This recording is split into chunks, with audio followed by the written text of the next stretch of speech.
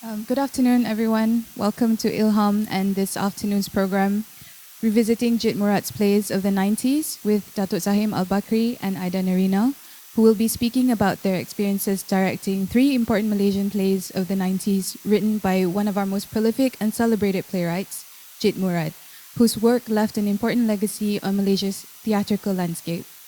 This session will be followed by a conversation moderated by director and playwright Fasyali Fadzly. This program is in collaboration with JITFest 2025 and Drama Lab and is in conjunction with ILHAM's current exhibition on Level 5, Boom Boom Bang, Play and Parody in 1990s KL. After the session, the documentary team for JITFest will be set up outside if anybody has any questions or want to share any feedback. So to begin this session, I would like to invite Zahim Albakri.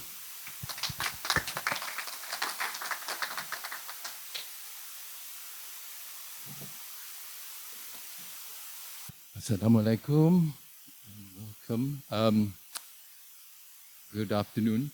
I'm going to be talking about Gold Rain, and then I'll pass on to Ida, who will be talking about visits, and then I'll come back to finish up with Storyteller. Our presentations are slightly different. Mine is mainly videos, clips from the production. So Gold Rain came about from Instant Cafe had been formed in 1989, and we've been quite successful at we staged dinner theatre shows, and we've done. We started off at a restaurant called Bonton in late 1989. And JIT had the four founders of Instant Cafe were Andrew Leslie, Joe Kukatas, Jit Murad, and myself. And we had, for those shows, we had written our own material, mostly. In fact, pretty much we plagiarized some as well. But we had written most of the material, but we had staged some plays which were British plays, English plays. And in '93, the late Christian Jit interviewed myself, Jit, and Hayati Mokhtar, who I played opposite me in a production of Romeo and Juliet in KL. And that was some time ago, but Christian challenged us. Why are you writing, you write the material for Instant Cafe, but you're staging plays which are, in British plays and not. Why do you write Malaysian plays? And out of that came the idea of Drama Lab. And Drama Lab was formed under Instant Cafe in 1993. And the first production was a joint double bill between Gold Rain and Hailstones and Happy Families. And when we started Happy Families by Ann Lee, Ann Lee went on to form Quali Works, the company, and Drama Lab, after this, we actually separated from Instant Cafe, and Drama Lab became a separate company, and mainly focusing on developing Malaysian writing for theatre. So we had it was November '93. Because of people's schedules and stuff like that, it was. We decided Jit had written some pieces of writing, mainly monologues for Gold Rain and Hailstones. There wasn't very much, but we thought, okay, let's go with it. It's a drama lab. It's a lab. We can perform something in work in progress. So we started. We had 3 weeks rehearsal. he was writing on a typewriter from his house. Okay, the casting, there are 4 main characters in Glory in the Hailstones, but a host of other characters as well in the writing. So we thought about, shall we cast 4 different people for them to play all the different characters, but I can't remember, some time back, so I can't remember exactly why, but we decided that we would just work with Jit and one other actor, and Nerina has a different viewpoint of this, because she was considered for the other actor, but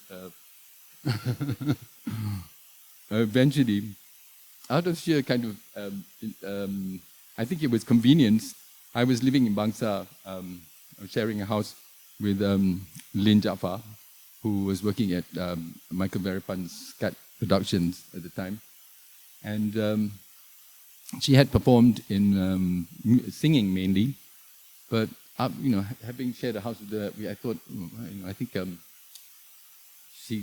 she can act, so I thought, okay, let's try her out. So I did, and then we decided to cast her, and we started rehearsals, and we would visit Jit in the end, usually after, because she was working, so in the evenings, and we'd buy some food for him, and then we'd drive there, and then every day we couldn't rehearse the scenes that he'd written that day because he'd written on a typewriter, so there was only 1 sheet of paper. So what would happen with Lin would take that sheet and photocopy it at the office the next day, and then so we'd rehearse it the next day. So we'd work on the pieces that she had photocopied the day before on that day. So yes, I'm going to show quite a lot of there's quite a few video clips. We start in 93. It was, well, there's a bit of Jit talking before the play, so let's, can we move on? A lab is a place where you experiment and discover, and a workshop is a place where you improve on things. And the pieces of paper that I had just weren't improving themselves anymore. I needed some help, and that's when Zahim came in and Lin came in. And the 3 of us worked on those pieces of paper with bits of ink on them and came up with this. We welcome feedback at the end of both performances tonight, but this is what we've come up with.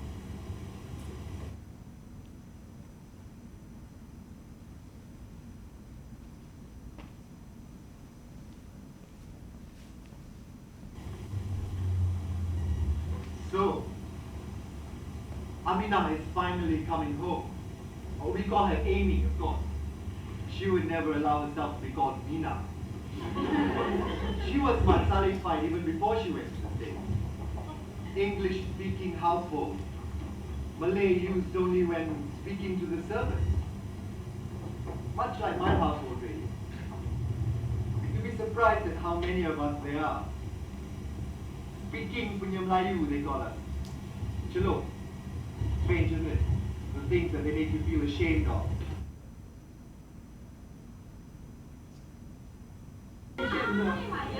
Jangan apa khabar? Baik, alhamdulillah. Tinggal jelas sikit. Malam main badminton dengan Pakcik Aziza. Sampai kalau perfect you. Apa aktif you, Shenun? Lama-lama sleep lah you.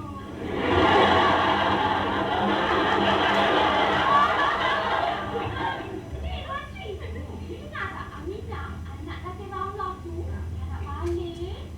Yang mana satu tu, Cik Nun? Itulah anak Dadak Hashim tu. Yang good friend Nina. Anak dulu kat sekolah tu pada jadi acting tu. Oh, si Amy tu ya? Dah berapa lama dia tak balik? Dan dia one trick, Datin Ramlah sampai nak double breakdown, misalkan dia ingat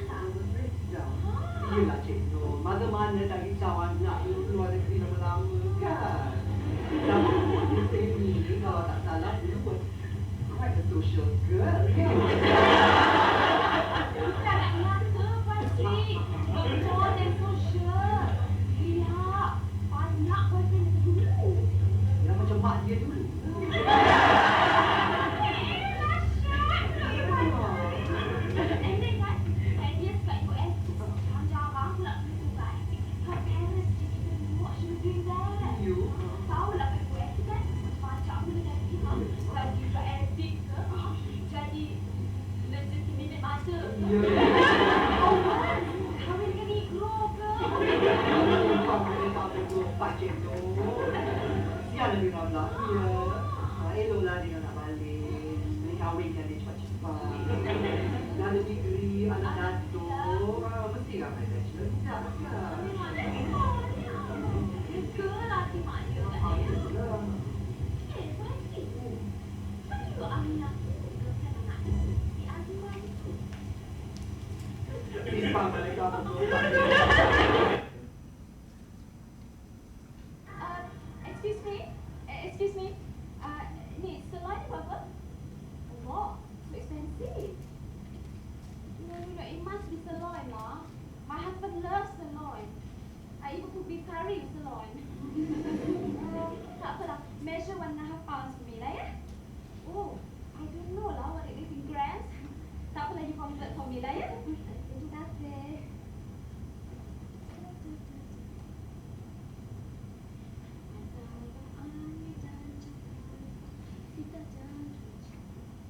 Amboi sedap ni suara. Pak Sheila Majid jadi dakwah tadi. Malu aje, I'm gonna practice sing tau. Yeah. I joined the singing shop. I'm going to sing at Saleh and my anniversary next month. Oh, how romantic. Oh, did you hear? Amy is coming home. Oh, that's great. Oh, for a visit. No, I think of food. That's terrific news. Isn't it? I haven't seen her since San Francisco. That was 5 years ago. Yeah, huh? Such a good time. Mm. Do you know what she intends to do? Thank you, thank you. Oh, I think she should relax first, kan? Get to know KL scene again, meet some people. I thought I'd invite her for dinner. Then I can just introduce her to some of Saleh's friends. He knows this really nice bachelor stuff. Good looking, well to do. I think she'll like them. I wouldn't mind meeting some of those myself. I'll invite Mantu. I'll invite the whole gang. It'll be fun, Jay. I'll give you a call, okay? Okay. Yeah. Bye-bye. Bye, Nina. I'll just have some hamburger meat. I don't know how many grams, just enough for 2 patties. What is it today? Horse or dog? Amy is coming home. My. I hope KL is ready for her. Excuse me? Excuse me? And then I got a phone call from my mother. It's Papa. He's just had another stroke. A major one. He's sort of drifting in and out of consciousness. I really can't imagine. And I know this is gonna sound sick, but as much as I was upset about Papa, I was also relieved. I can go home. I have an excuse to go home. So, next day I went to the bank, got all my money out, and spent some of it on a one-way ticket back to KL. My first culture shock was delivered to me by these MAS stewardesses who were shimmying up and down the aisle, graciously dispensing hot towels and smiles. Happy fantasy slaves. The white guy next to me said, You guys are lucky to have babes like that back at home. That was when I screamed. Hey, Farah, pergi ikut Rose, eh? Rose buat Milo Ice, nak tak? Rose, give them their Milo Ice, they'll shut them up. Thank you.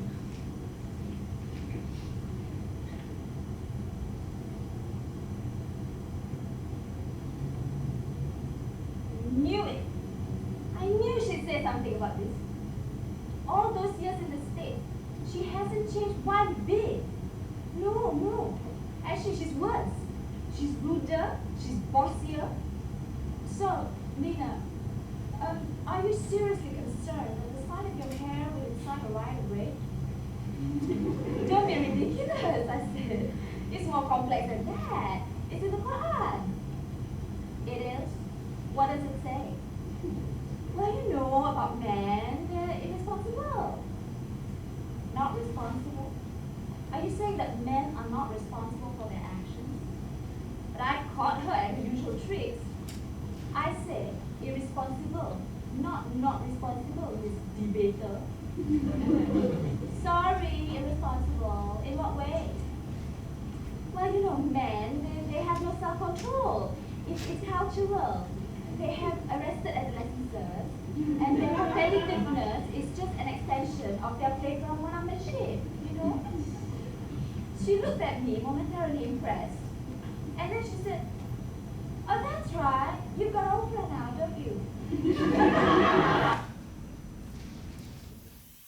Okay, those are some clips from the '93 production. The play is about Amy, who's coming back from the States after being there for a long time, and she comes back because her father's had a stroke, and that's kind of the main plot line. But there's a lot of stories, and they play various different characters within the play. I didn't focus that in the '93 production, but what happened is that in '93, it was a workshop production. It was a work in progress. And then in '98, it took some time, but Jit had basically completed the play. There was, some of it was taken, some of the '93 version was taken out. There was a scene I was going to show, but that was one of the scenes that was taken up, but it's quite long anyway, so I didn't. But I'm going to show you some of the scenes from the '98 version that weren't in the '93 version. And they're quite interesting. And also the last, you'll see the last monologue by Amy, which wasn't in the '93 version.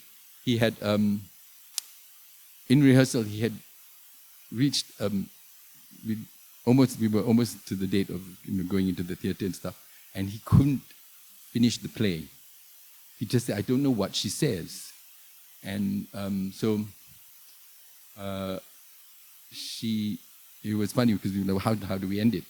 And basically the play ends with the Bapak character passing away, and there were three monologues by Jay, Nina and Man, and about the funeral. And but he didn't know what Amy would say, so she didn't say anything. And I'll talk about it maybe a bit more, but I'll play the '98, some of the scenes from the '98 version, including the final monologue, which he did add for the '98 version. With Angela, it started when she was in my office.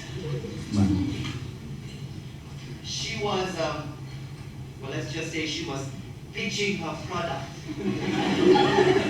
There's something sexy about a woman selling something, you know?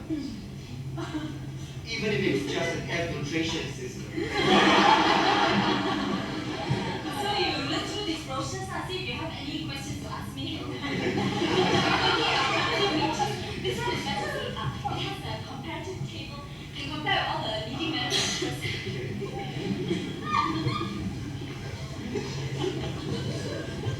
Do you mind if I have a cigarette?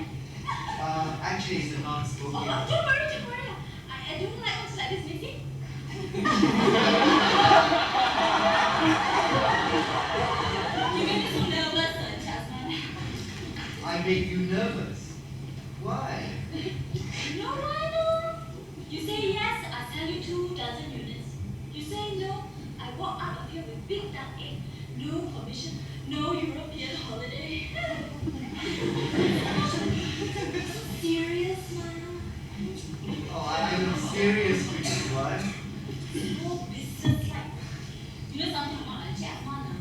Nowadays, the Malay businessman is more fierce than the Chinese businessman, you know. The Chinaman, you look at his face, straight away you can tell what is on his mind. Money, profit. Who make things nowadays?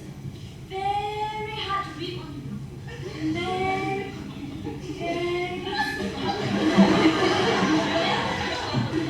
what is he thinking of? What is after?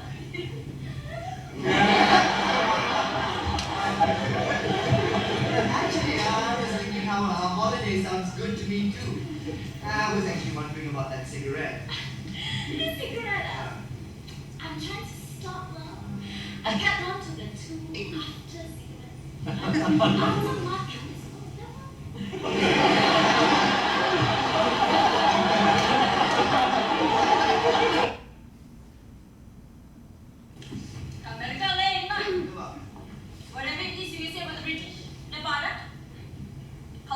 sure.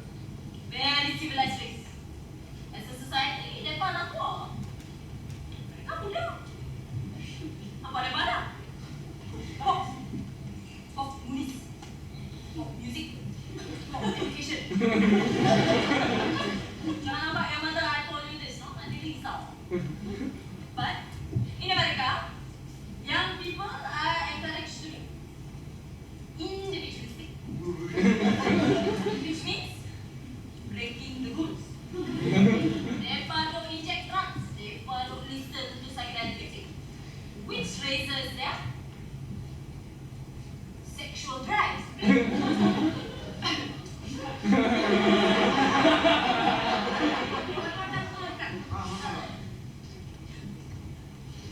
So, in America, they have sex very free. Now, morality is a question of control. Control. So these young people don't protest against control. They don't protest against the elders, against government. Dulu masa our students tried that sort of thing in MU, we couldn't allow it.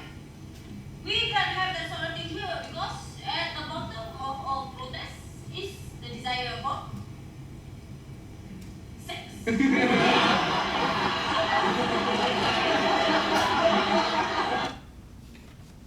During Chinese New Year at Yinfo's house, Yinfo's mother would say, Asman, okay, this one is halal, this one is halal, this one is halal. But Yinfo's father would say, Asman, come, drink XO. After makan, we would sit down and play pakau, blackjack until the wee hours. Wow, bugger! How much I owe you?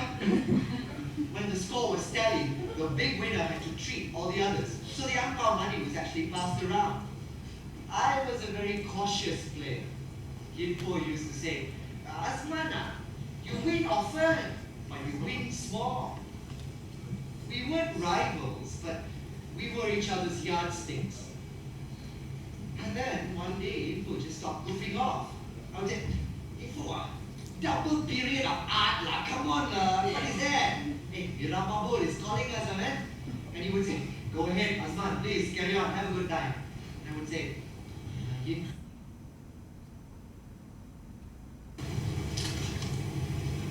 Every riot morning, when I kissed his hand, I could smell the tobacco and see the strong veins. Until finally the veins just parted the skin loose. He was so diminished. Oh, Papa. I went in to check on Mama. She was awake, but the pills were starting to take effect. She looked at me and smiled and said, me, Mama's eyes are doing wonderful things. And I thought, great, my bereaved mother is trippy. She said she sees Papa following me everywhere. I said, and then she said many Papas, all the Papas. The older Papa, reading my letters out loud. The proud father carrying me home from the hospital. The younger Papa who courted her with sonnets and tantrums. Even the young boy who made fish traps and fed his family during the war. She said, Mama's family found it unbearable that Mama wanted to marry a boy from a different state. Macam dunia nak kiamat. It's so difficult. Choosing to go against everything in your heart can't be any other way. The heart can't see borders. The heart can't make borders change. I felt so calm and attitude. I started giving out Baba's things. He has to be everywhere, not in a box or a bonfire. I gave them to people I last saw as kids. They're now people I totally trust, who will bear no ill will towards the memory of Baba or his generation. I will not let him be written out. He was neither traitor nor aberration. He lived. And he taught me that the more you define yourself, the less space you have to live. If we hide or run away, how are people going to know that different things are born here and grow here, and that eventually room must be made? Being a clumsy mutant here is more significant than being an exotic hybrid someplace else. Mom was right. It's not always about me. Hope is hailstones to everyone everywhere. We choose the weather when we choose our place. You never know. I might get used to hailstones.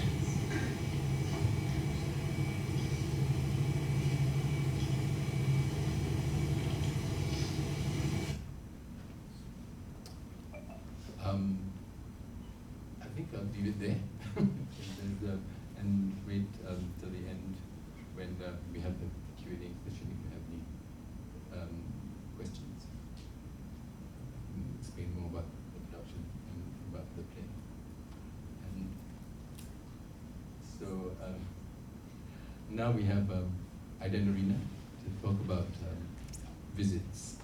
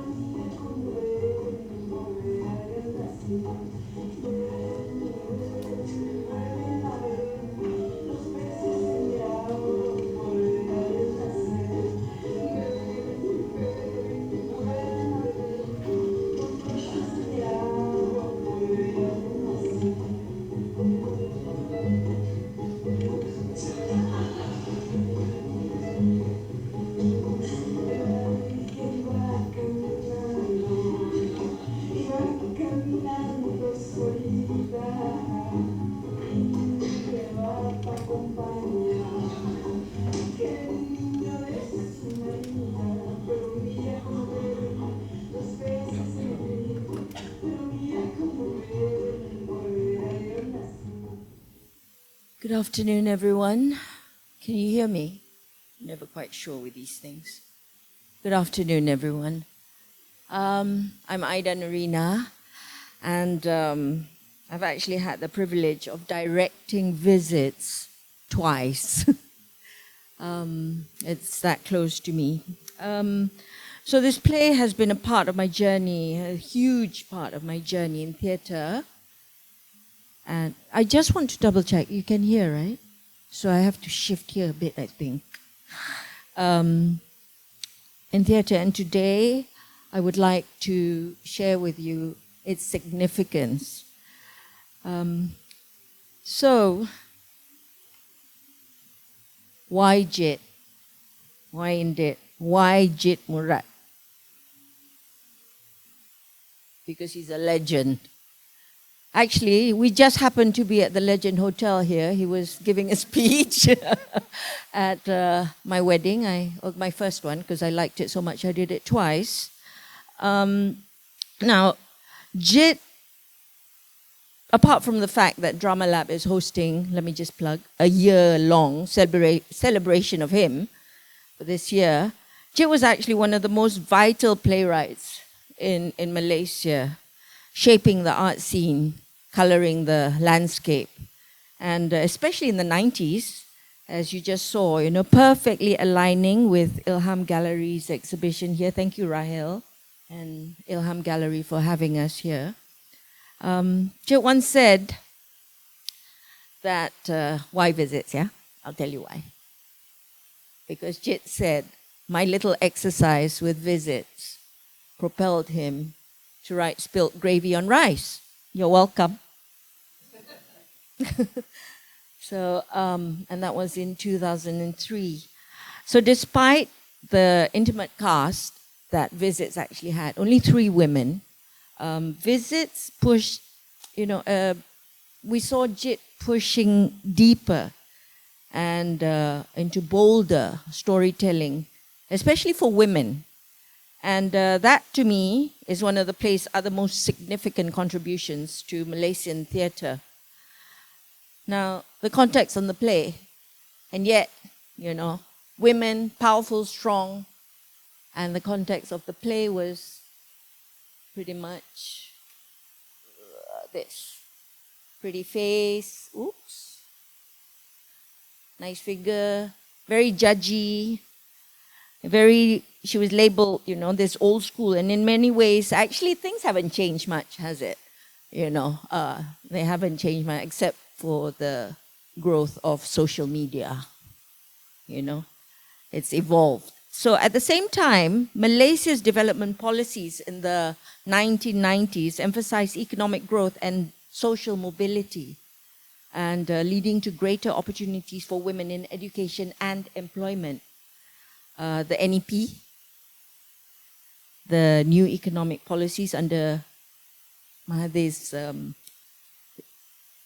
regime, he speared. This was also, this gave rise to the new Malay middle class, kan? The orang kaya baru era. The Malay man is more fierce. I just heard that from Lynn's line in Gold Rain you saw just now. The Malay man more fierce. And it was used in Gold Rain.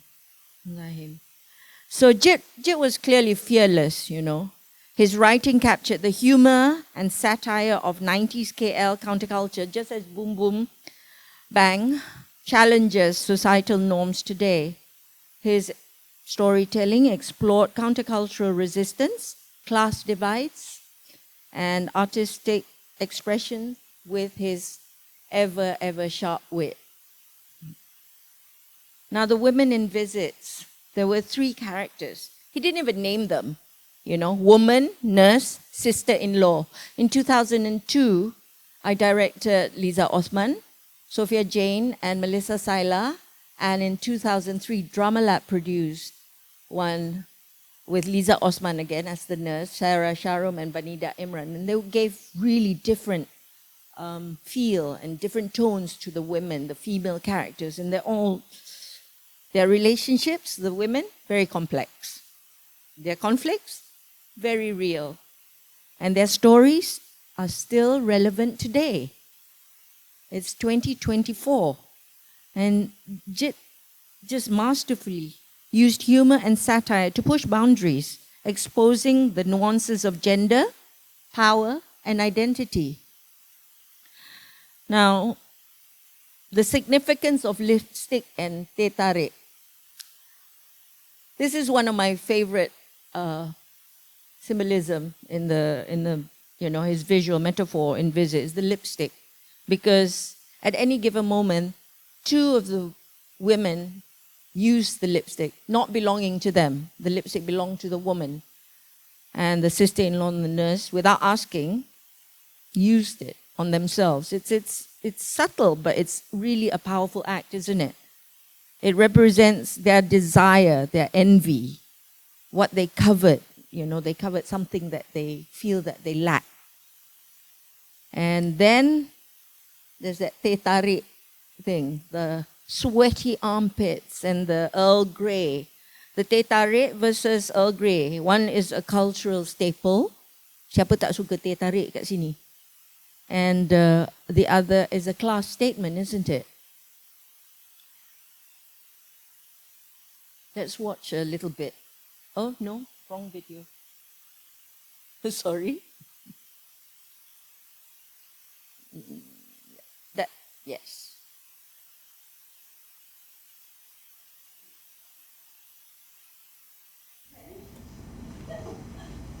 What friend is this? Oh, you know, the visitations. With a friend that only she can see. Well, it's a common enough symptom, actually. But, you're just jumping away and laughing sometimes, miss. But the new nurses, they get quite nervous, These new girls, they all have to come home, Standard of education is absolutely correct. Superstitious bunch, all of them are all asking for a transfer to pediatrics of all the places. That what strikes me. Well, thank goodness. I think I'll visit my sister-in-law now. But I'm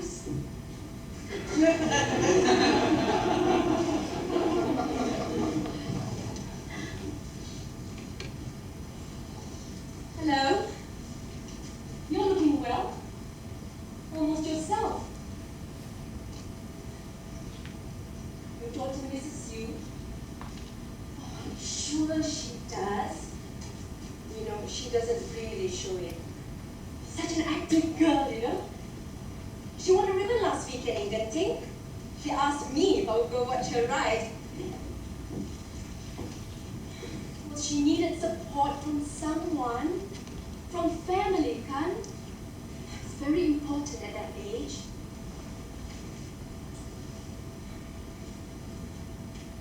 Oh, my brother keeps reminding me to bring you tea tarik from your favorite store. Which I'm sure is in some unsavory part of town you used to frequent. You know, all that trouble for cheap tea and condensed milk.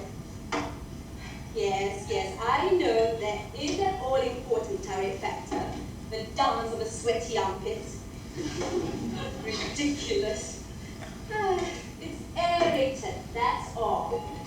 So, I made some tea, from Fortnum's by the way, with the condensed milk, put it in my food processor, press the front pay button. Here, try some.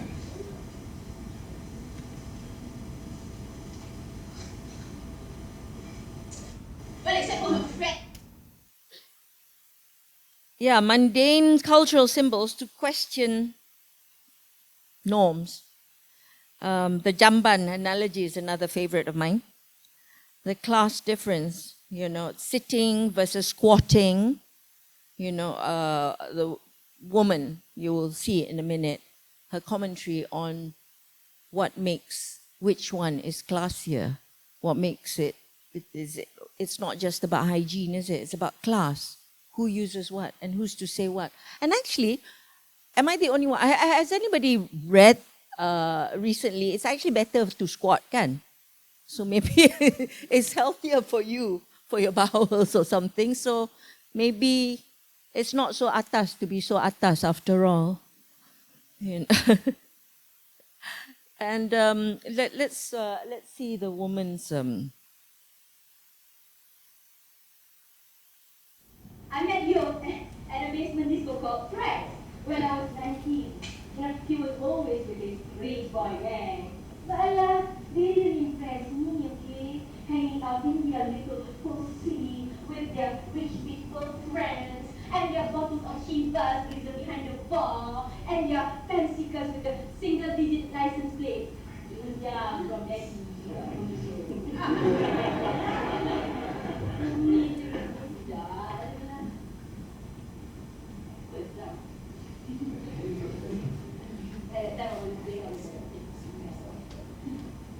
Yeah, not your average 19-year-old, but I was in Singapore, you know, every weekend. I was looking good and young and big. But nobody intimidated me. These are all yours, yeah. I'm telling you, he had something though. He had that easy charm, you know, that comes with a lifetime of privilege. Lah, aku tak risau. His sekolah dah pre-planned, first class always. His family considered themselves orang kaya laku. I think that just means that ya sombong is semua kata. Ya what? Dulu berapa sangat orang Melayu kaya? Kita semua dari kampung kan? It doesn't take much for them to consider themselves all rich anyway. If your family has 3 generations pakai jamban duduk instead of jamban cangkuk, that is why it's aristocratic.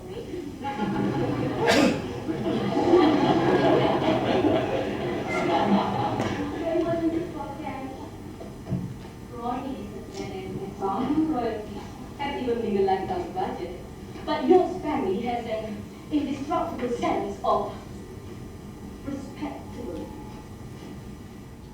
Respectability There you go. The humor in visits, I mean, it makes reality easier to digest, doesn't it? But the commentary, Jit was really razor sharp. Sorry, where are we? Why is this here? I'm not ready for this. Okay, well, anyway, it's okay, we're there. Staging history. And it just so happens that this was the director's workshop in 2002, and we did actually, I handwrit, everything was handwritten. Jit used a typewriter to write his playwright's notes. I handwrote my director's notes and the cast information. I even used Polaroids. Okay, so the symbolism that I thought I was being clever at that time, to use the red slippers, because she wanted to go home, basically, because she was stuck in a atas recovery, mental / rehab place, and she was trying to escape from it. And so this was it, and it was very, very cool. I thought we were very clever and very cool because we did that. Now, then we had the debate. So this director's workshop was I was mentored by Christian Jit and Joe Hasham, the late Christian Jit, and they were fantastic mentors, obviously. I think, like Zahim says, Christian had a thing about challenging you. So he said to me, direct. So I actually went up to Jit, and it was only like three monologues, and I'll tell you a little bit more about that in a little while. But we had a debate.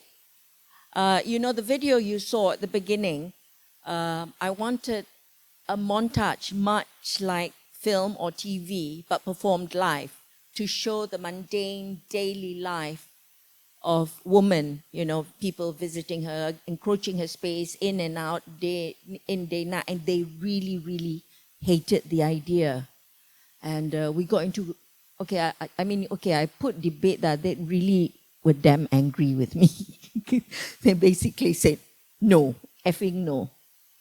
But I stood my guns, and as you saw, I did it. And I think Joe didn't speak to me for a while, but I really wanted to try. I think maybe for them, they wanted to hold on to how theatre should be pure and performed live and not include the concept of media. I don't really understand. So I just wanted to experiment because it was a workshop.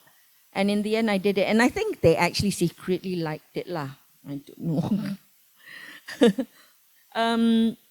Now, where am I? I'm sorry. So nowadays, if you look at theatre, 20 years on or something, multimedia is almost expected, isn't it? Because we are so ADHD nowadays, with everything is like a swipe. So you need to have several things that attracted you. So the first staging, unfortunately, we don't have any footage of 2003, and it was performed in Bangsa, the actor studio, and it was a very different staging. But I wanted that feel, the black box at Dataran before it got flooded, and I wanted the feeling of invasion, of privacy, because I think that's what Jit wanted it to be about. Now, my personal connection.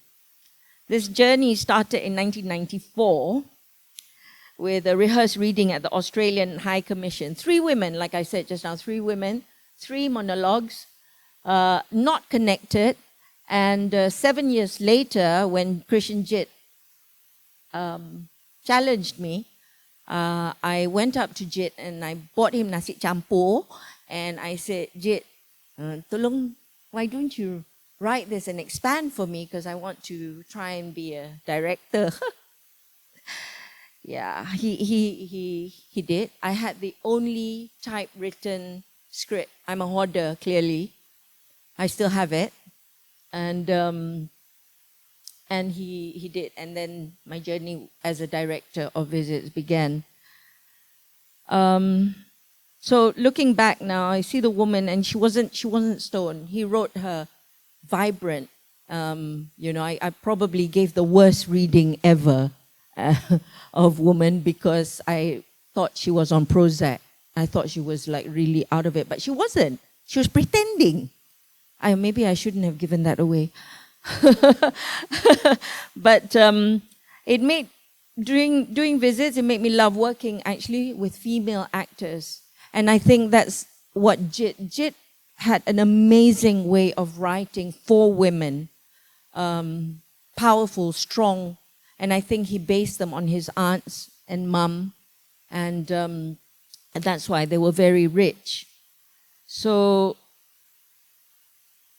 in 2025, in June, I'm going to relive visits, directing visits again with different actors except for Sophia Jane. She's my muse. I love working with her. She's going to come back as the nurse. And Nadia Akila is going to come back come as a sister-in-law. And Nabila Huda, of course, the street smart woman. And I think it's going to be amazing because they're really, really amazing, strong actors. Yeah, so visits and Boom Boom Bang are connected in spirit, I feel. You know, both challenging, both critique, both celebrating what it means to be Malaysian. So I'm going to look forward seeing you at this. It may be a different kind of thing. So I miss that, Jit, actually. I miss that, Jit. So I will see you. With that, let's keep the conversation going. Fasyali will grill us later, I'm sure. I hope you enjoyed that. Did you like my 90s feel? Did it feel 90s? I went back to 90s, the color, everything. Quite good, right? Thank you.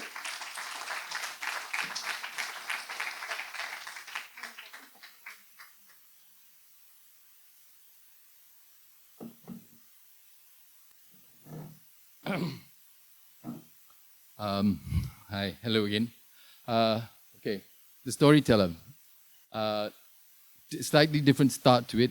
We were asked, Drama Lab was asked by Tourism Malaysia to stage a production for Malaysia Fest, I think it was called then, in 1996. We got some money, a grant from them to stage the production, and it was staged at Matic, or Saloma as it's known now. And now Storyteller has the structure is interesting because it's night and day, and the nights are the stories, right? The stories told by the storyteller to a village, known as Kampung Tak Mandi.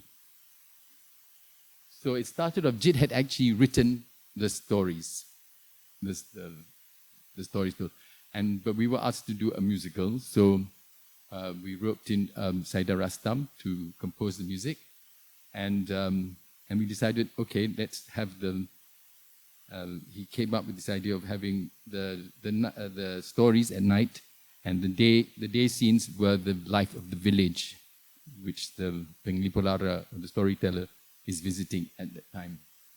So, yeah. We started rehearsals, we had auditions, and we had quite a star cast. In fact, another funny story with Aida.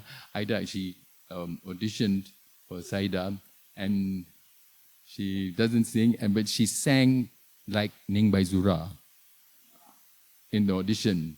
And so Saida went, let's get Ning Baizura. So we got Ning Baizura. And Aida was not in the production. So the drawings were actually Raja Malik who did the set design.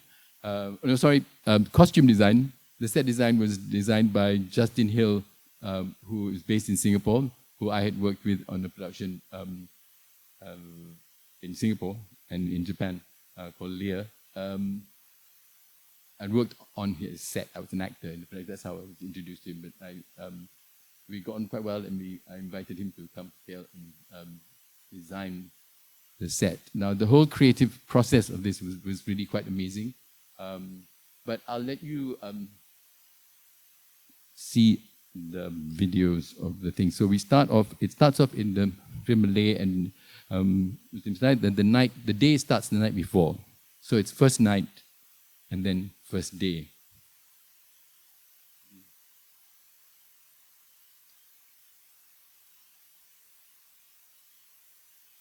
Jit started each night with a sajak of Syair. Younger brother asked, is there nothing else for me? Not that I can think of, sir, or even dream of, said the steward. And the older brother would just say, well, things are dangerous out there. And find another dancing girl to distract himself with. Day by day, the efficient world of palace life closed in on the younger brother until one day all hair was sucked out and he had a fit. The palace trembled. They saw the younger brother writhe in suffocation. They didn't know what to do.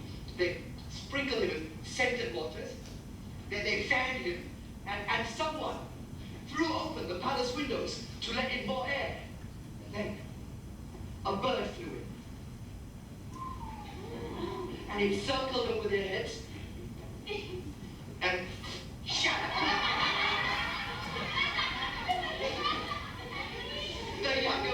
The younger brother calmed down and said, well, I'm leaving the palace.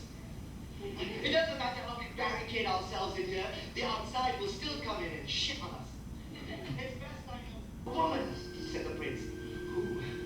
I must meet her. Ah, said the gibbon, they're invisible.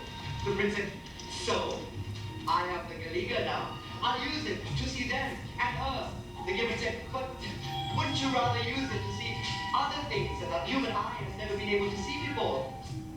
Imagine seeing the structure of wisdom, or the shape of peace, or the colors of love.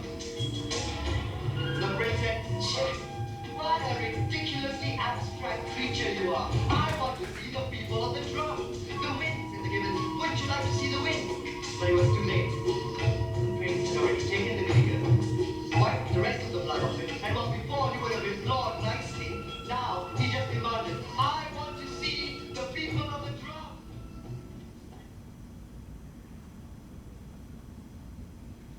So we feed him some away, that makes spoon and go wild.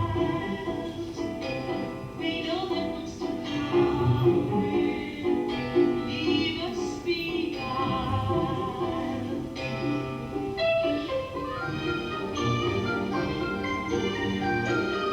Season the story and plant the seed. Now you're called the village that doesn't blaze. Come, what's that? Monday? The chief is putting in a request to change that. You see, for hundreds of years, this village was miles away from the nearest water. So no one knows how or why a community would spring up away from water. But this one did. And people passing through spoke about how less clean we were. Please, we all sang. We had 3 wells. And during the dry season, when we had to save the water for the cooking and watching the crops, we sang clear across to the next valley. We could smell it because we all sang. Chief, this fine president of local land who's here is my husband, Master.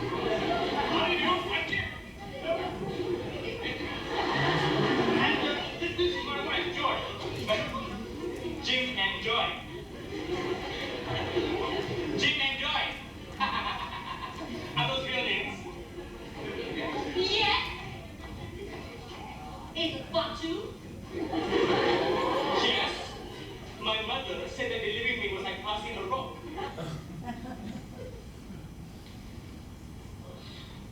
How much sleep do you need? I mean, you're wishing to be rude, but how much? Oh, 10, 12 hours. Really? Yeah. See, I need those hours of deep REM sleep, you see. That's when I astral travel to other dimensions, other planes, to collect the stories that I share. Really? No, but it sounds good. No, actually, I need a lot of sleep because I'm dying. Really? No, but that sounds good too. You wouldn't happen to have any coffee or cigarettes? The province is a murder. So what's the audience like? To say, they really liked your story last night. I could tell. But, well, it's just my dad. He's, well... Well, no, say no more. I understand.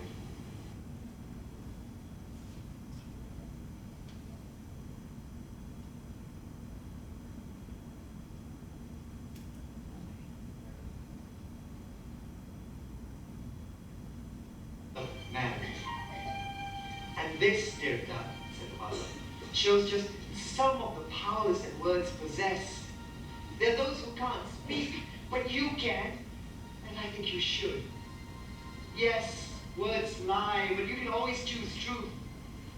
Words link people, even in discord. And most importantly, the mother said, words link us to ourselves. In our spells, in our prayers, in our incantations, words give shape to our imaginings, and colors to our dreams. Words can actually make the invisible visible. My daughter, please don't reject this miracle that has been bestowed you. Tirtha's eyes were gleaming. Then she uttered a piercing squall, "Scrah!" and ran off to play. Tirtha said, "You broke your word." The princess, "Well, if it wasn't for my earlier promise to her, I would have returned to the sea." "You can't make me blame my sister," said Tirtha. "All my anger is directed only at you." "What will you do?" asked her sister Nasina. "Will you send hurricanes to throw our land into chaos? Storms and tidal waves to ruin our coasts?" Tirtha scanned the ordered splendor of the palace, then he turned to the prince and said, "No. I will do none of those things. I will direct the winds to be gentle and kind. And I will calm the currents. And I will deepen the harbors. Outsiders will come to this land. In small numbers at first, and then by the hundreds, and then by the thousands, and then the hundreds of thousands. Your land will be changed forever. And your lives, and the lives that have led to them, will be memories dust."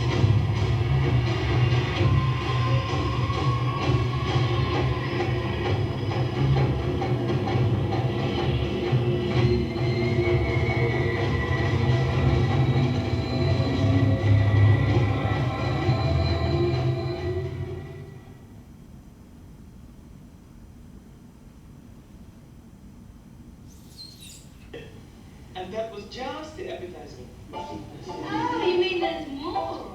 There's the main course. Why not tonight? Why not now? Because it's too hot. But hot is good. Heat, that is not from the sun.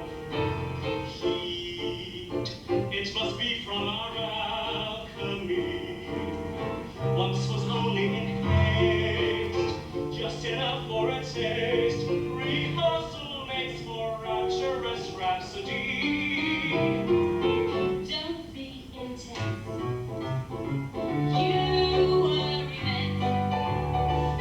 But this is hardly a case of Don Juan meets Guinevere. Hey, one night. But your preparation is surprise. You leaving? Yes, finally. I can't think too much about it, I'll just check it out. The captain already be like a What thief. about me? When things work out, take me, of course.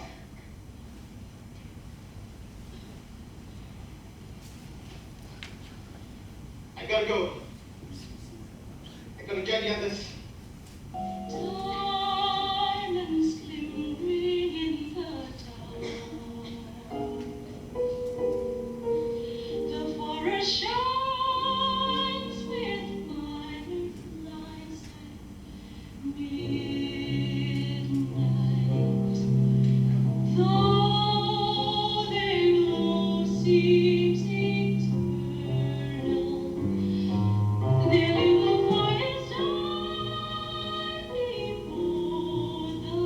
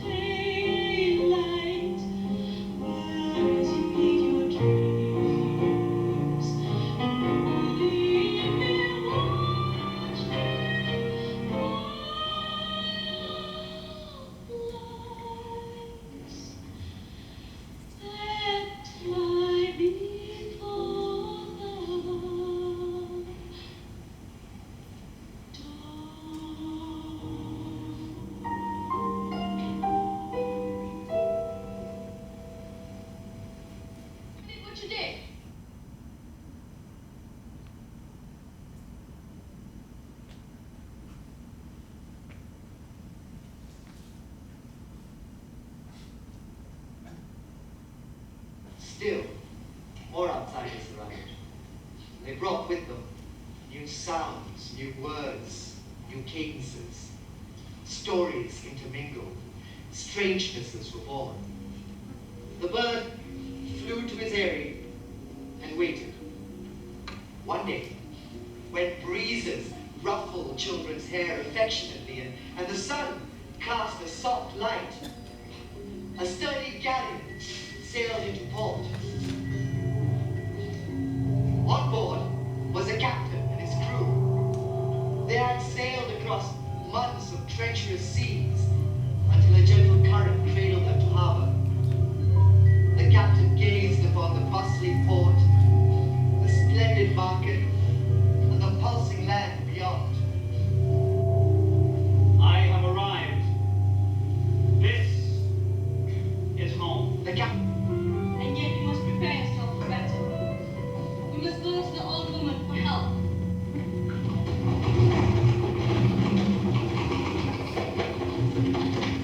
The old woman welcomed them to a jungle dwelling. I have survived. Take the vile waves taken from your nature. Drink of your business and make ready for war. What are all these other ones? Burov stopped amidst the smoking rubble. He turned to his bloody truth. The palace was in sight. We must make camp here. We must pause the train for the next chapter to unfold. Kirta and the captain watched as the shadowy intrigues were played out over the cities. Dagan's influence lingered deftly in and out of view. As all of this played before them, the captain asked, Who are they that own this land? There was Sandy, and I saw them in every possible way. But in my full brain, I become nothing. It is not the empty mindless. It is with the other we must unite. the world was jolted, but the jungle was suddenly ripped asunder.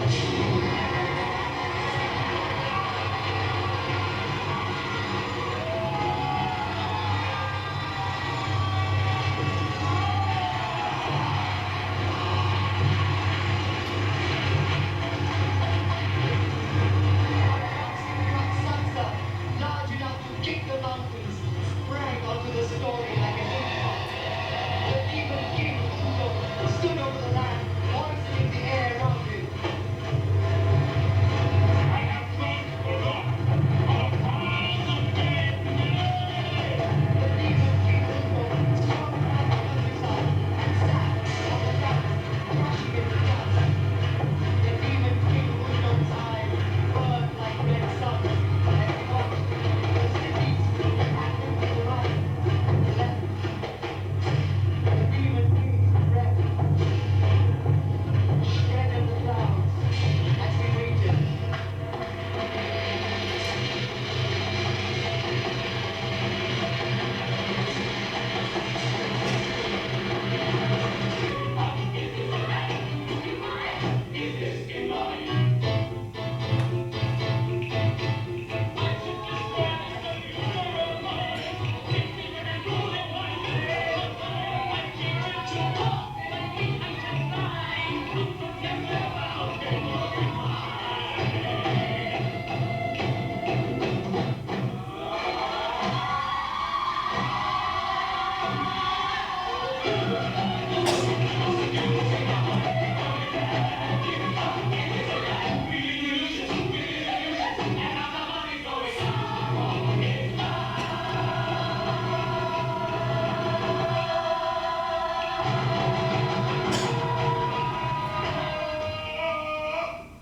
Stop this! What has gotten into you? What madness has infected all of you? Look at you! That you! And you! Get him here. Right this minute. Go! A storyteller. I should have known. Look at yourselves. Oh, sorry to wake. Who could sleep? Yes. You're the cause of all this unrest. Unrest.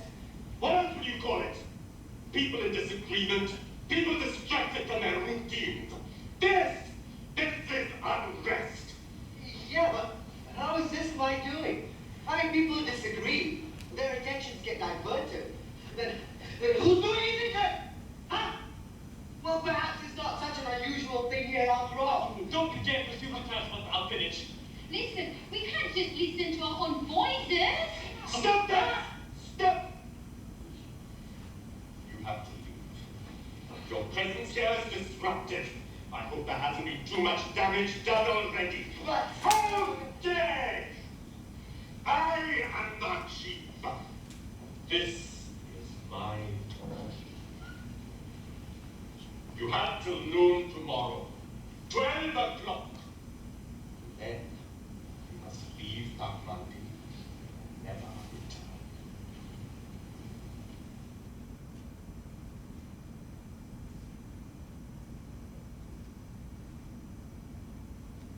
No. So why stop telling us stories? God, you're a scary kid, aren't you? Look,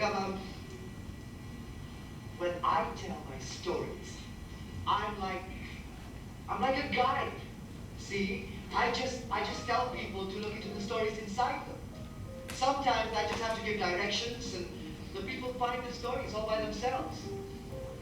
That's my job, people like me, to remind you to look into the stories inside you once in a while. That's what I did here. From the first night I arrived at Kathmandu, I knew you guys had some fantastic stories here. And those are our stories. Pretty great. Pretty great. And they'll never end. Well, they better not. Follow the dirt path past the main street. Train, you can reach the main road in 10 minutes. Okay. Thanks, Mucho. Well, bye. Another successful run.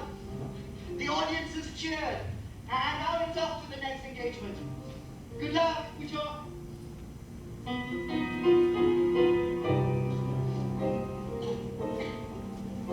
How dare you are!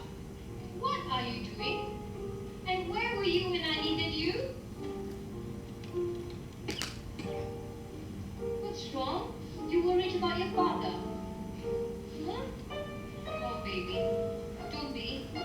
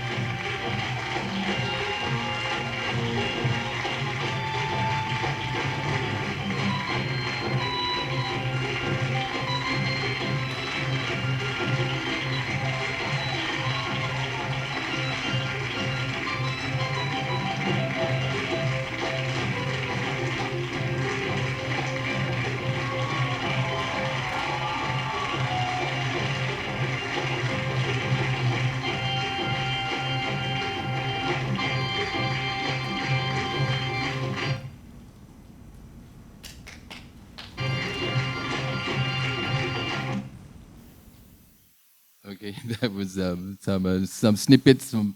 It's very difficult to to edit. Jit.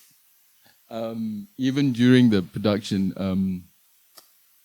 it was running very. The show was actually I think about 2.5, 3 hours long, and we tried. I was reminded recently actually by Pia Zain, who was the producer of this of Storyteller. And she said that Christian and I, basically, we had this meeting to edit the stories, and we just couldn't find a way. Every time we tried to cut something, it was related to some other part of the story, and so I mean he wrote it. I guess there are all these branches of the stories that kind of go out, and there's the different characters. It all revolves around two brothers, but then it expands. The first night is about the palace and the two brothers.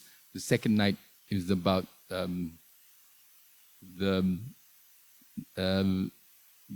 the other members of the family. So it becomes more about the family. And if you notice the day scenes as well, there's kind of like these affairs that are going on and these kind of intrigues that are going on in the village.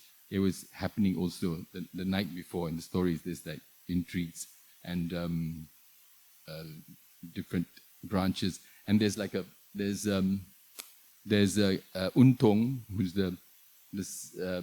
turns out to be he's not supposed to be the king, but he ends up being the king. He's actually the son of the scribe in the palace. The real son of the king is Dagang, who's like so there are these different elements within the story of the characters of Untung, Dagang, and Huruf. Huruf is kind of like the leader of a very fervent kind of I guess you could say a religious grouping within the stories. And it all culminates in the third night where they're heading for battle. And what happens in the scene that you saw, King Untung, who has had the bile taken out of him by the Nenek Kebayan character, he's advised by his wife, Daksina, to go and see the old woman to get some strength, get his bile back so he can go to war. He goes to see her and he swallows the bile, his own bile, which she's taken out.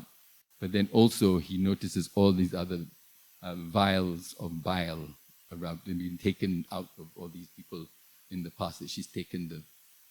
So he swallows all the bile of 1,000 men, and then he turns into a Raksaksa, which is the end of the third night. It was the Raksaksa, and he crushes the palace, and he sits on the mountain, staring down at the Huruf, Dagang, and the captain, and Tirta, Daksina's sister. But anyway, you can get the play and the stories in Jit's compendium of his plays, Jit Murad Plays. It's on sale outside. Okay, I'll leave it there and let's go on to the Q&A session, yeah?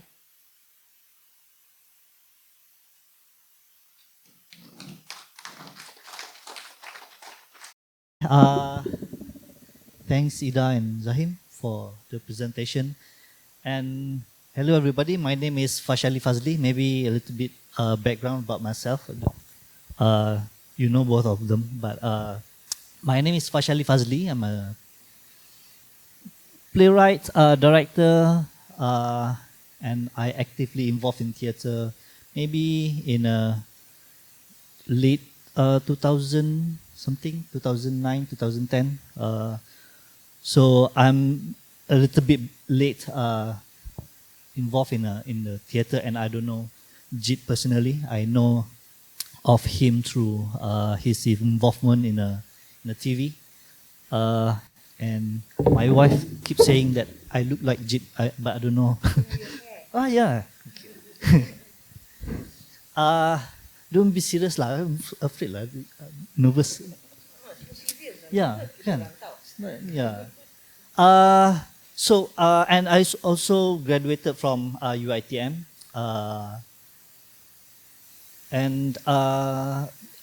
Like I said, get involved in theatre quite late. But I know Jit through his writing and through other people's cakap-cakap pasal the show. I can mix language, right? Can that clip lah from TV lah, from the review, the article, the interview, and so on. So maybe a little bit background lah. Why I don't know Jit like personally, probably because of our educational system, and I study theatre formally in local U, but when we study theatre, Malaysian theatre history, of course lah, we start with bangsawan lah, Mak Yung, bangsawan, blah blah, Usman Awang, Syed Alwi, and then in the 90s, then suddenly it stopped lah, because I don't know, maybe the researcher belum tulis lagi. And then probably because at that time, kita punya theatre like segregated because of the language. The use of the language is kita ada theatre English, theatre Melayu, and Chinese theatre. So if the narrative of the Malay theatre, and then it stopped lah in the 90s. So it's hard to find Jit in our theatre history punya class. Later on, when I study Jit, study more in theatre, then I saw, oh, Jit's name is in English theatre punya history or progress. And make me question lah a little bit. Kenapa Jit nama tak ada sekali dalam the Malaysian theatre history? He's Malay, but he's not writes in Malay lah, kan? It's in English. Then probably the history is maybe berpisah sedikit. Maybe that's jumping to my question, first question. Can you tell more in the 90s where English theatre is like booming, and then also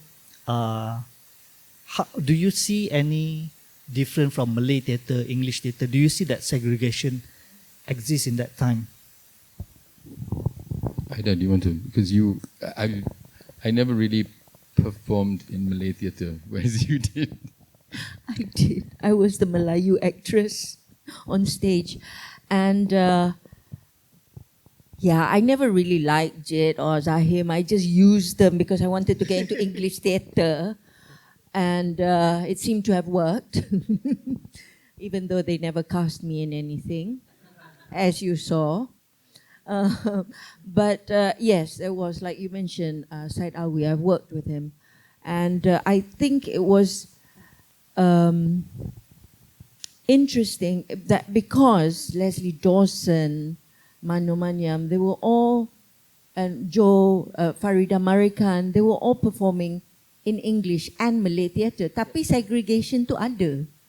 And it was quite difficult and rarely seen that a writer like Jit or a performer would move easily back and forth. But I would say our peers, I mean, I consider Farida, Joe, Christian, Syed Alwi and all, they were the ones that did it. But they performed a lot of the Melayu ones as well, kan? And Mano, Das. Christian. Yeah.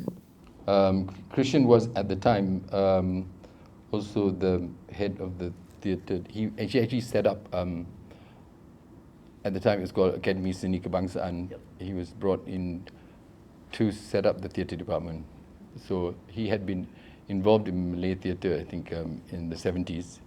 And there was a generation, I think, with the National Cultural Policy in the 70s that there was this push towards Malay, as Malay theatre, and so I think there was this whole generation that actually, like with Christian and so, who actually really did. But then I guess our generation were people who had studied overseas and were the English-speaking, is not on, okay, and the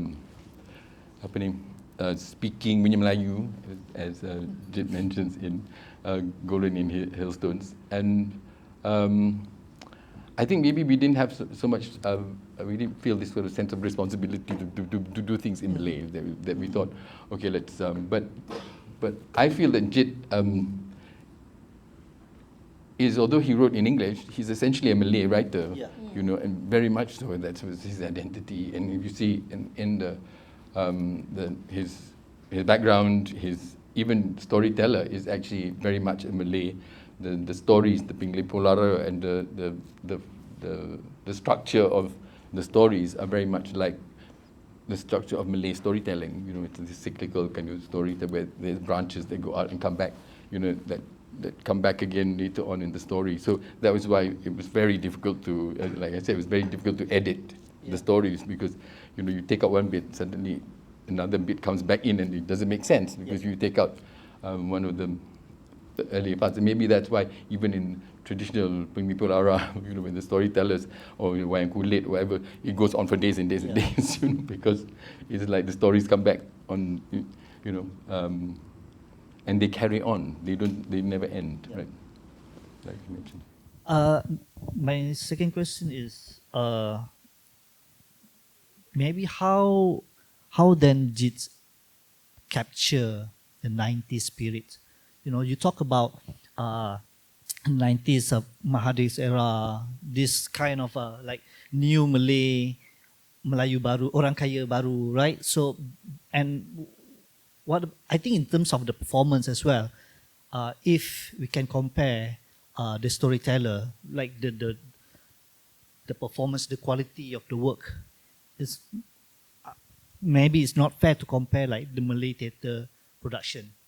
Maybe the way they look at it, how the process, probably how Jit capture the 90s spirit in terms of the society, the economy, the politics in the 90s, or maybe the technology, whatever. How do you think Jit capture that? Well, particularly with his first play, Golden Hailstones, he is talking about the new Malay, or the Melayu Baru. Man particularly is not just the Melayu Baru, but he's talking about there's not just the Melayu Baru. There's also these other Malays as well who exist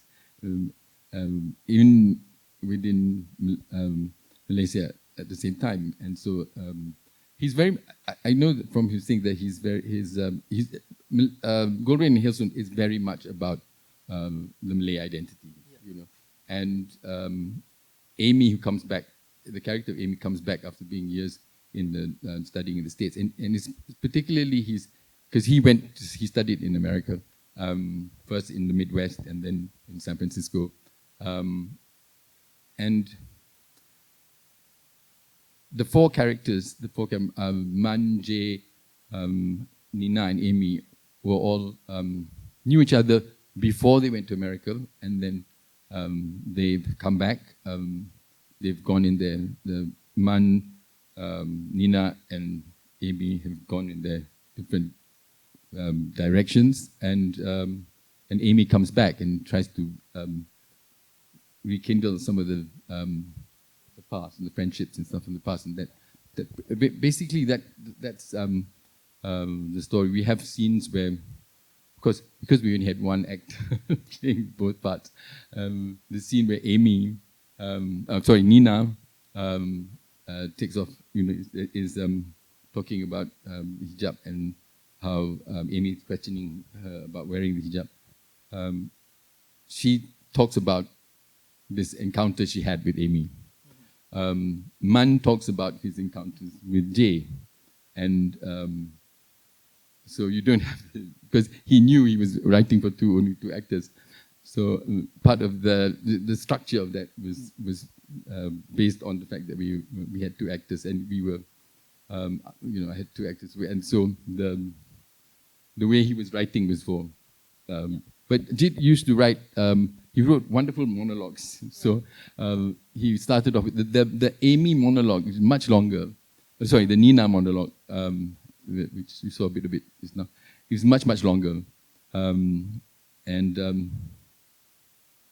That was the first piece he wrote, actually. So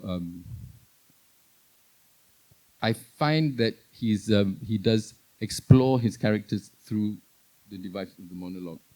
I'm at the moment looking at Entourage, which is the other 90s play that he wrote, which has never been staged. We're hoping to stage it later this year, but we are having a rehearsed reading of it this coming Thursday at the Five Arts Center space. In its original form, it's a first draft. It needs work, but the reading we're going to have, just so that it has one public reading by itself, is the original.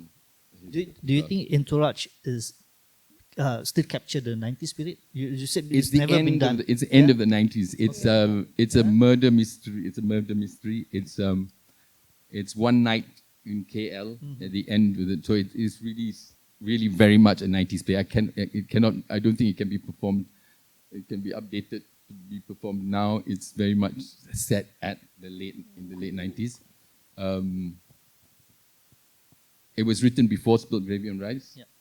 There's some characters from, in Spilled Gravy and Rice, there's the two Malaikat who actually appeared in Entourage first. So there's sort of certain themes that he goes through. But there's in the first draft, there are definitely characters who talk direct to the audience in the monologue. He's trying to break away from the monologue, which he did manage to do in Spilled Gravy. But you can see in this he's exploring that, but he still writes monologues for the characters who direct address to the audience as a means of, I think, of exploring the character and their background and things like that. But we are planning to kind of edit the thing and do some rewrites and things like that to the play. So it will have the original Jit version can be heard this coming Thursday if anybody's interested. I didn't answer your question. No, it's okay. Yeah. But I kind of went on. Sorry. Yep. And also maybe any of you can answer this, or maybe it's compare like now, right? So when we find inspiration, like me myself, like, I look at the film and it's easy to access, easy to, I can like read reviews from any part of the world. Say like, I want to do show like that lah, in like show in Japan lah. The recording of the play is more accessible back in the 90s, right? So the inspiration, when you guys like, of course Jit said, probably maybe said, I nak buat show macam ni, and some of you don't know, macam tak ada idea theatre apa yang dia nak buat. Then maybe you can talk about the inspiration at that time. Macam mana you guys get the inspiration? Do you like macam refer to show that available in the city, in town, ataupun like show yang I don't know, or maybe it's very original, just original idea.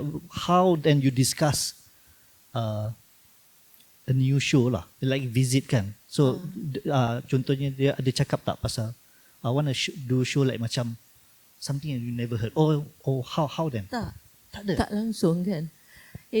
I think, like I said earlier, Jit writes, especially for the women, from his own experience. I know Visits is based a lot on his characters are definitely based on certain people. Yeah. That very Malaysian, very local. But they're not usually one person. Yeah. They're usually like several kind people of in like one. a combination of traits from different people. I think a lot of writers can do that. So yeah, I mean, you would kind of. I mean, I had the privilege of actually directing quite a few of his plays. So you would, as we were working on them, he would tell you who they were initially, but then as you're working on them, suddenly you go, hey, this sounds like, this person. Is it this person? And he just quite smile or something like that, and then you get I know like Nina. There's one of definitely there's one who's I can say I shouldn't say, but there's one of his relatives who's very similar. Yeah. Because why I ask? Sorry, I cut you. Why I ask? Because some people, some critic, maybe compare Jit with Noel Coward way of writing, the witty. The jokes, right? So probably did Jit talk about it or? No, I think quite honestly, like Zahim said, or as some of you might know, Drama Lab was an offshoot of ICT, which was very, very much about satire, parody, and about social commentary and politics as well. And I think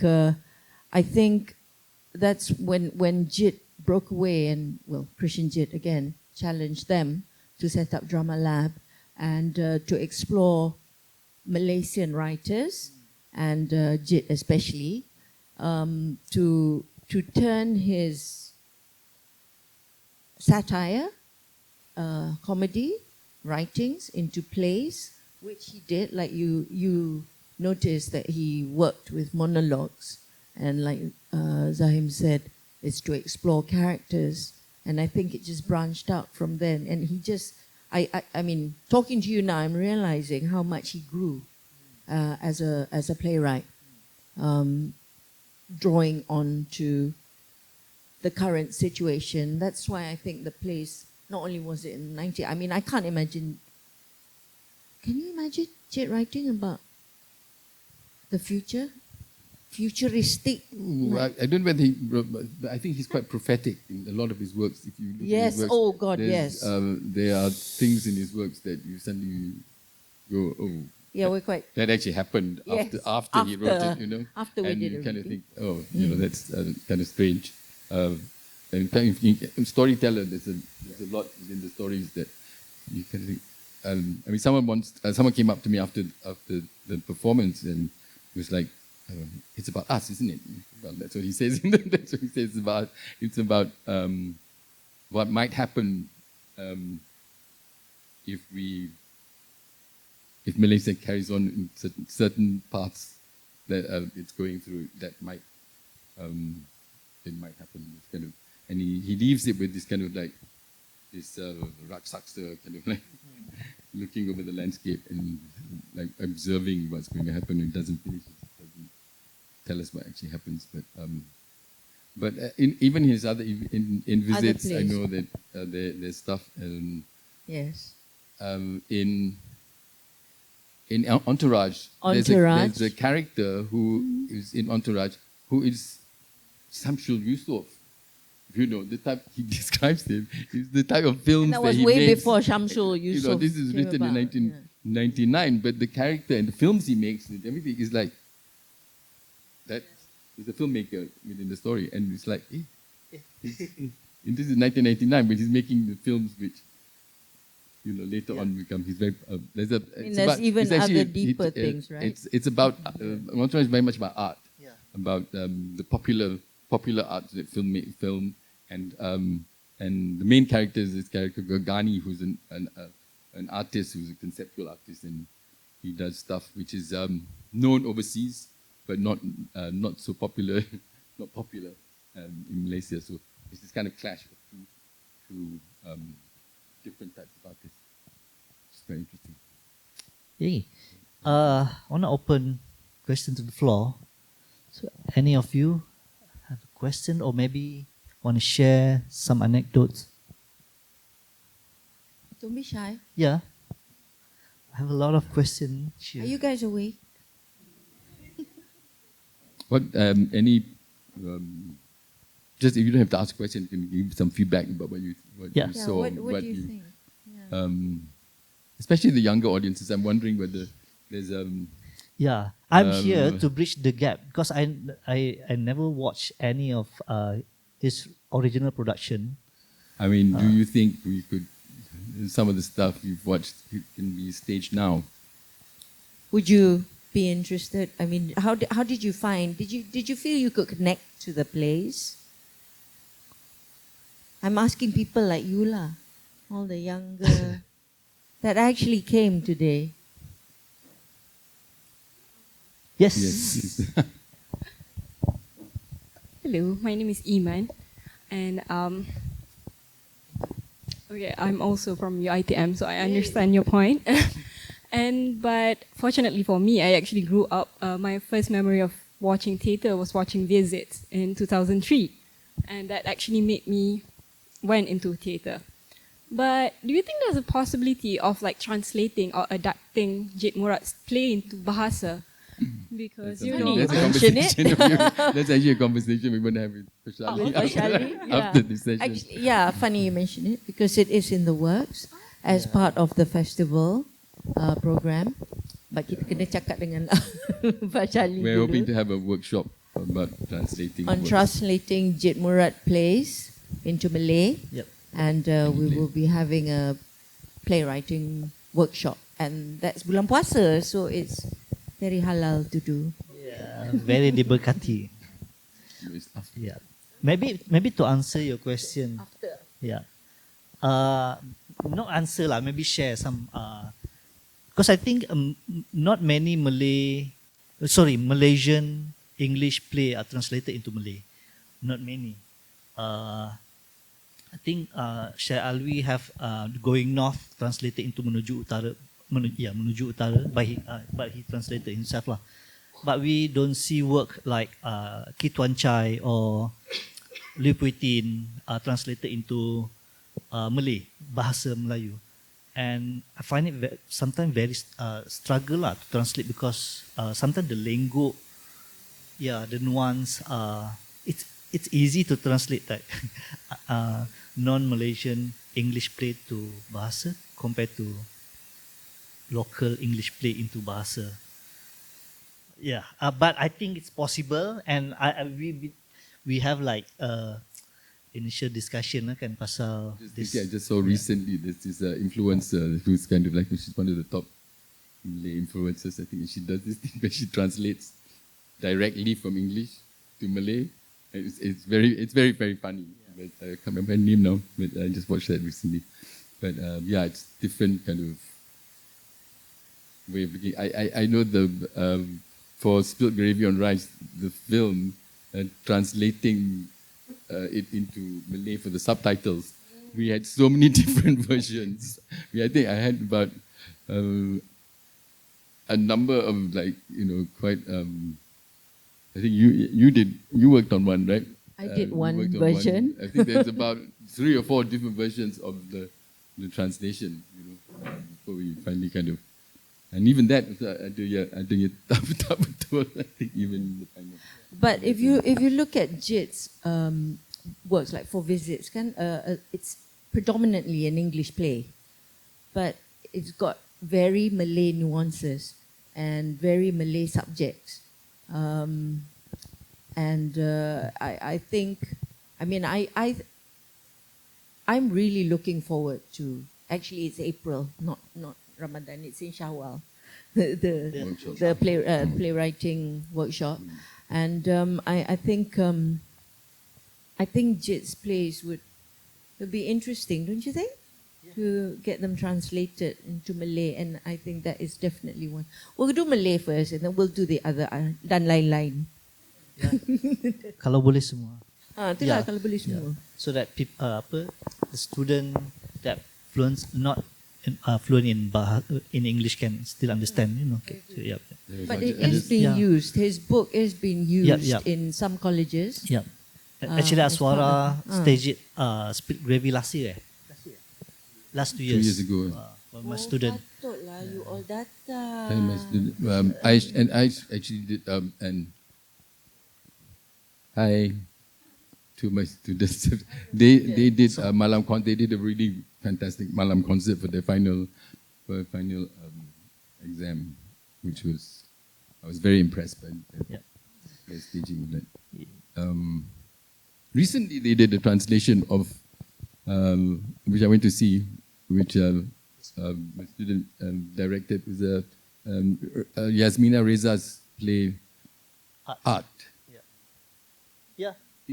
I translated. Which he translated, which Fasyali translated, which I thought I really enjoyed the translation, because I had acted in a production of Art that was directed by Christian Jit with Jit, Huze, Sulaiman, and myself acting in it. So I was very pleased to see the Aswara production. Can we move to the? You want to add? I just want to say, please don't be shy. You're not going to see us again for a long time unless you come to our production. Yes. And you can bahasa Melayu boleh. Yeah. Nak kena cakap bahasa Melayu ke? Boleh. Boleh je. Up to you. Okay. Chinese may be difficult. No, I have a question about the whole Malay theatre and English theatre. Like from my own understanding, you know, it's like there's Calpac, DPAC, and I'm assuming those are, you know, in a way English theatres. So I'm curious, what does the Malay theatre look like, especially historically, in comparison to English theatre? Like, what was the difference between this segregation? What do you mean, Malay? What does Malay theatre look like, as Yeah. in where it's being performed? Or? Where it's been performed, what was the style? Because Or I in never, the 90s? Yes, in the 90s. Matic, very. A lot of it was Chitrawarna, but not really. There was Syed I was Alwi's Syed Alwi. I acted in Syed Alwi's Tok Perak. Actually, I took over the crown from my auntie, my late auntie, Rohani Yusof, who was in Tok Perak as well, and it was. It was difficult. I think but the audiences were there, and it was always performed at either it was KBN at that time, and Matic. Selalunya it would be them who would fund it. It would be self-funded. Say, we play Tok Perak, and the other ones that he did with Farida, with Saleh bin Jonet. And it was always at the universities, in the black box, and that's how it was. And the English also, I think, I don't know, because I wasn't. That was before my time, really. So maybe based on my maybe research or documentation, in the 90s, what was happened is many art school open. Like ASK is open in 1994, UITM 1998, UNIMAS offer degree program in 1998. Banyak lah in 1990s. So what was happened? That's why I think the Malay theatre is more active in school, in university, and because they are still learning in that institution. So what the Malay or the students or the Malay student at that time was studied is the play yang pernah dipentaskan in the 70s, 90s, and 80s lah. So it's kind of like in Malay theatre, it's kind of like in the 90s, it's more like revival punya era. Not saying that tak ada play yang baru dibuat in the 90s, but for English theatre, that time is very booming lah. So it's I think in 90s, 80s take off from Five Arts pun ditubuhkan at that time. Kituan Chai, Liputin also take off from that decade, and of course the continuation in 90s disambung oleh Drama Lab, Jit Murad, and Quali Work, the Instant Cafe, and other theatre production at that time. And they operate like professional company, not like Malay theatre group, whereas at that time still bergantung. Experimental, more school. Yeah. You know? Persatuan and I mean they had a Pekan Theatre and things like that. So there was, I think, I don't know whether I may be wrong saying this, but Malay theatre seemed to have more official funding, which may have kept it sort of in a certain sort of level, whereas the English language companies were not getting funding. I mean, Storyteller did get funding, but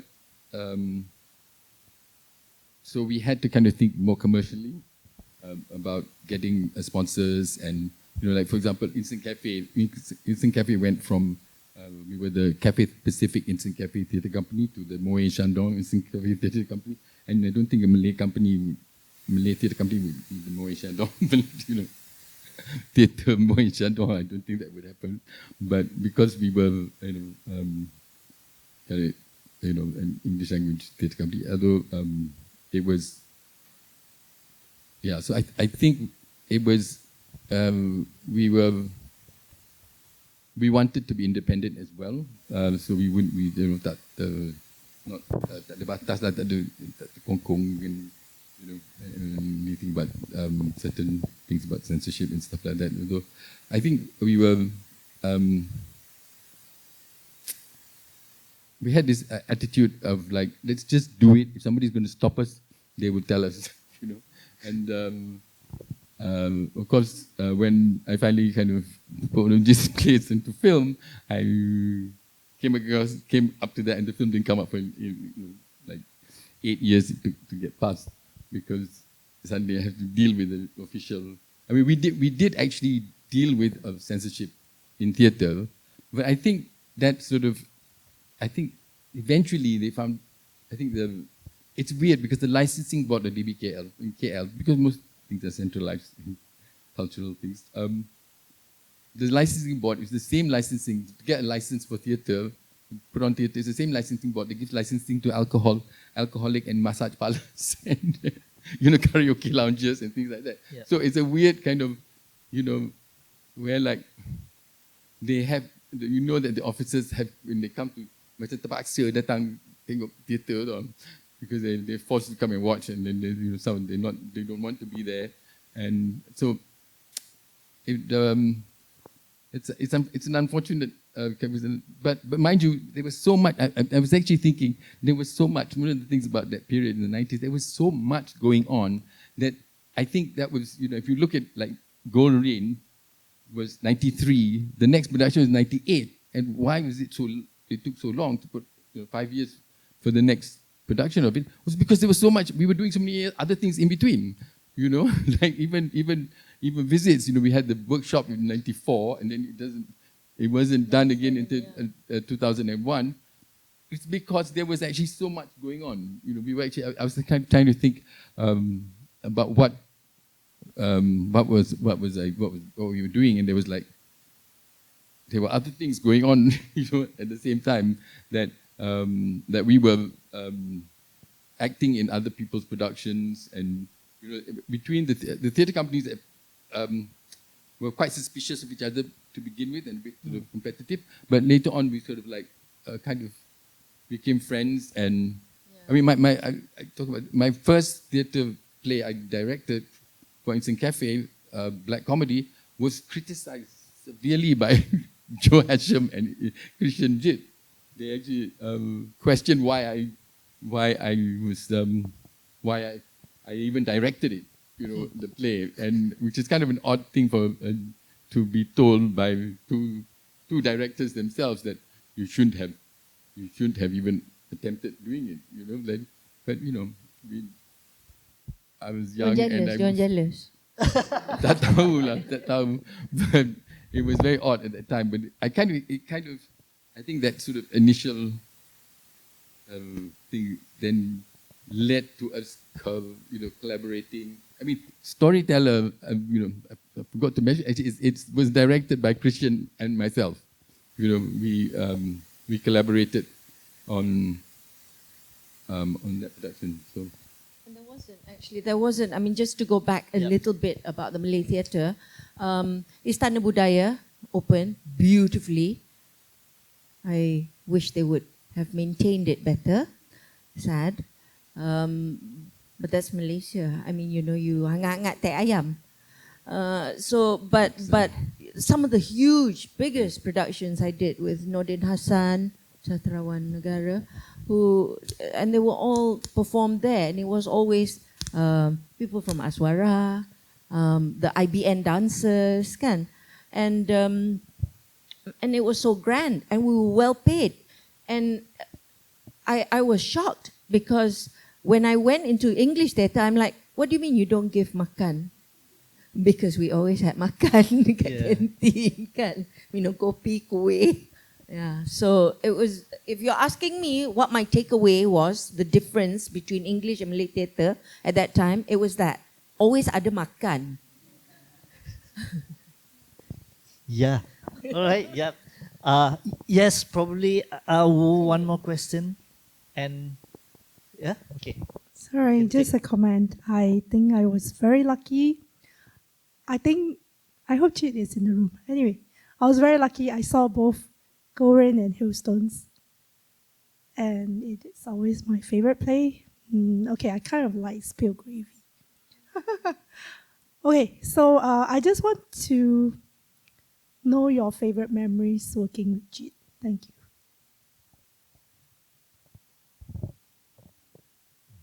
Who wanna start first? I never worked with Jit. I think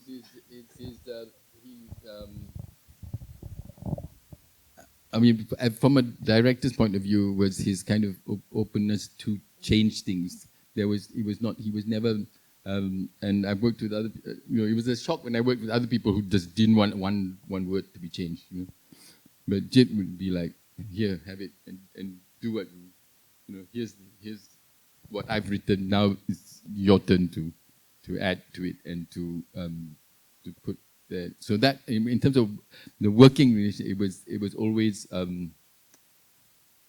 But then I've heard subsequently that he wasn't that. So I feel quite privileged because and really and lucky because he was a genius, and I don't think many people have, in someone's lifetime to have the opportunity to work with someone who is so brilliant, and his mind was really, he's so knowledgeable about things. He's which informs the work as well. He puts it into his writing, which is why I encourage any young writer. Really, it's about not just knowing about what about theatre or whatever. It's knowing about the world really, and he was. It was an honor and privilege to work. But he's nakal, That's the other thing. His that mischievousness was, and then he would, play practical jokes on people, or do something. Every time you got in the car with him, and you shut the door, he go ah, and then you go, oh, are you okay? And then you realize he just was joking, but every time you got in the car, he would do that, So, at the time it was very irritating and annoying, but and I think back, it's kind of I miss that, Yeah, and well, for me, I think also he would pretend to grumble and bitch like, why you want me to rewrite? Is it? Want me to tambah some more? Is it? But then opening night or visits in Dataran Merdeka. No, sorry. This was the one in BSc 2003. Actually, screw that. I'm sorry. I can't remember which year, which production, but he arrived on opening night with pearls for my actors and I. Like, beautiful. I got a black one. Lisa got white one. Sophia got one. And that was Jit. And then another opening night, we got pashminas. So he was very proud, and he really loved the fact, I think, that these people, these actors, were bringing his words to life, and he really enjoyed that. And yeah, we keep saying the word privilege, but honestly, I kesian you all because you didn't get a chance to work with him. But he was very giving like that. Yeah. All right. So I think kita akan habiskan the acara pada petang ini, and I always say this, to maybe to the other theatre practitioners and theatre goer. We have Christian Jit Murad, and we still have another Jit. If you wanna suka ataupun follow his work, Jit Yang. Yeah. So finally Chinese Jit. Yeah. He's still around, yeah, and go follow his work lah. Tengok dia punya work. And of course, we will. This is a year-long festival to celebrate Jit's work, and we still have another 2, 3. I'll give you a quick rundown. Yeah. Do we have time for the year? Yeah. Okay, I'm just going to plug the year. Okay, so next month, as I said, it's Bulan Ramadan, so we're having a webinar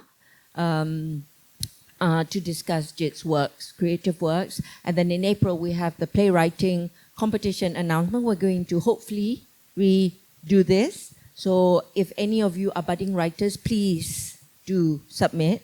And also the workshop on either translating or writing. And then in May, we have comedy night, because some of you who have gone to see his stand-ups would know that Jit had a character called Renee Choi on stage.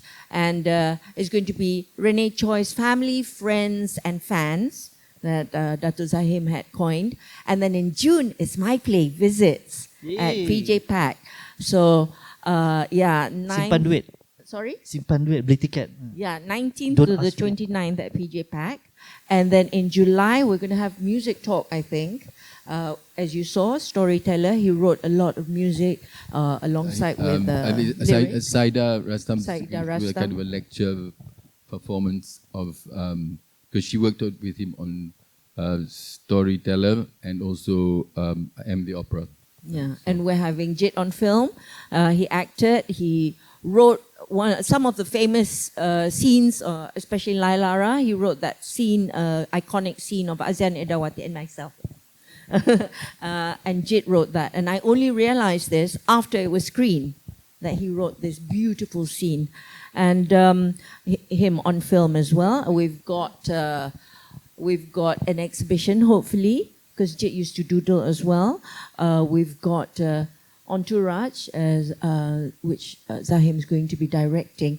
And throughout this whole year, you'll see these very handsome boys, the nephews of Zahim, and Zarul there and his team. They're all family, nepotism. So very 90s. And they're actually shooting a documentary. So if you pass the camera, just smile lah. You're here to support Jit. So at the end of the year, we are